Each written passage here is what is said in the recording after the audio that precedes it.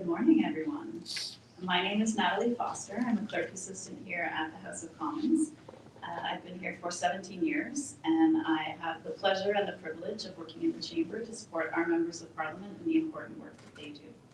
It's my privilege and honor this morning to welcome the family, friends, supporters, and colleagues of Mr. Jennis and to congratulate him on his re-election as Member of Parliament. I'm here to preside over the swearing-in ceremony, which makes this all official.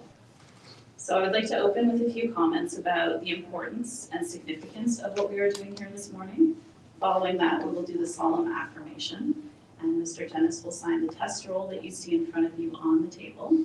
This is the official book that all members of Parliament sign to indicate their status as members, and then that will complete the formal portion of the swearing-in. So to start, before taking their seat or voting in the House of Commons, all duly elected members must take an oath or a solemn affirmation of allegiance, of loyalty to the sovereign.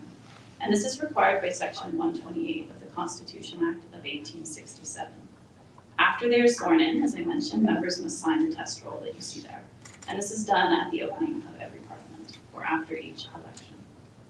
When members swear an oath or for a solemn affirmation of allegiance to the sovereign, they're also swearing or affirming to the values that the sovereign represents. So notably those of the concept of democracy and of the rule of law.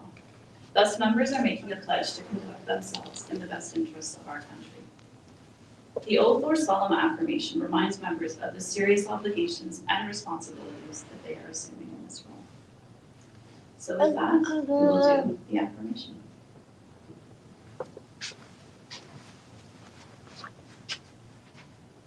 I, Garnet Jennis. I, Garnet Jennis. Do solemnly, sincerely, and truly. Do solemnly, sincerely, and truly. Declare and affirm. Declare and affirm. That I will be faithful. That I will be faithful. And bear true allegiance. And bear true allegiance. To His Majesty King Charles. To His Majesty King Charles.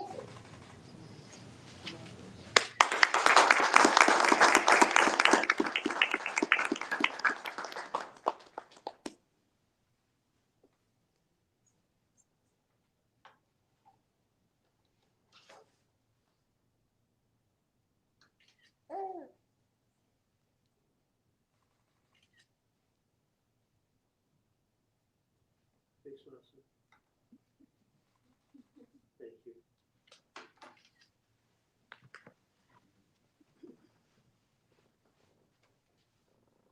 Now I understand that Mr. Jennis would like to address you and say a few words. Mr. Jennis.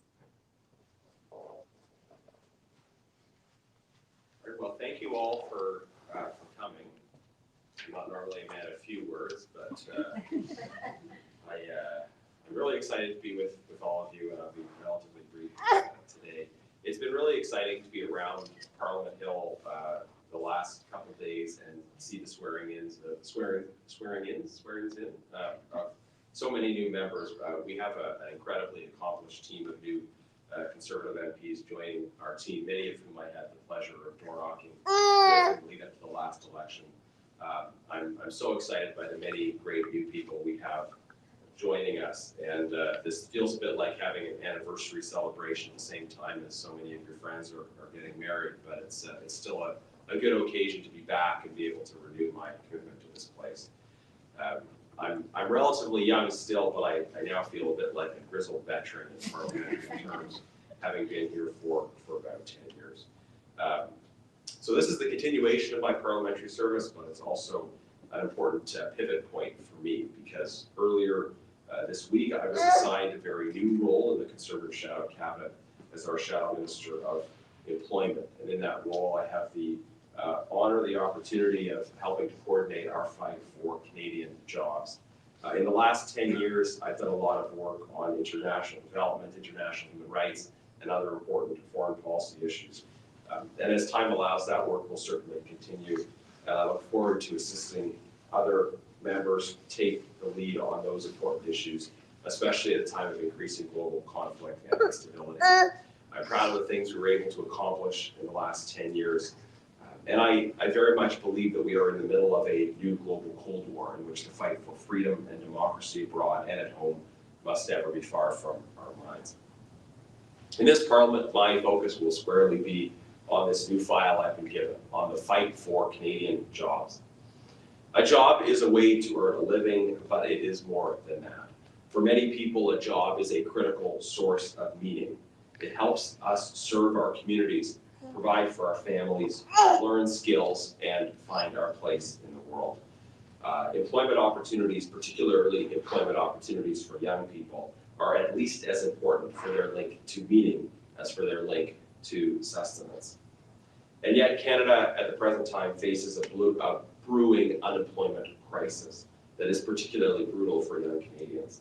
Unemployment for young Canadians is already over 14%, and it's gone up more than 5% since we got out of COVID. The brewing unemployment crisis, in particular youth unemployment crisis, is not a response to events south of the border. Unemployment was already climbing long before President Trump took office. Cost of living pressures have been forcing many Canadians to take 2 or 3 jobs to support their families, but now those jobs aren't available. Unemployment matters for our economy, and it matters for the ability of the next generation to find meaning in their capacity to build and contribute to their families and communities. So it will be my job to fight for them, to fight for those who want to work hard, contribute to their communities, and support their families, but who are struggling because of the current policy environment that has led to hemorrhaging jobs at an alarming rate. I will be fighting for Canadian jobs. And as I do so, I'll be thinking about my own family history and the future that I want to leave for my own kids. It's great that my wife and 2 of my kids, Judah and Isadore, are here. With 6 children, it's always a bit of a production to bring everyone on the plane, but glad we have some strong representation from family. And I think about my grandparents. 3 out of 4 of my grandparents were born outside of the country. My paternal grandfather in particular would tell us over and over again about the first job he got in Canada.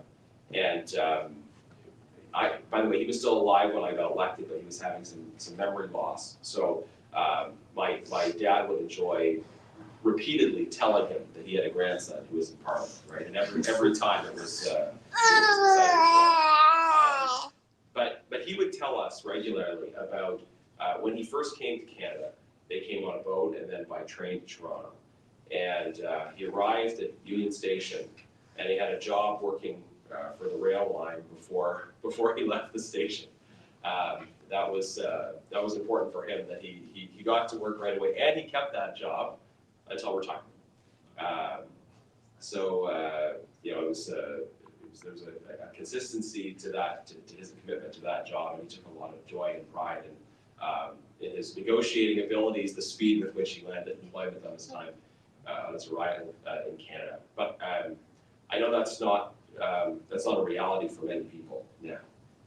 That the opportunities that people who came in generations past were able to grab hold of are not the same opportunities that exist now.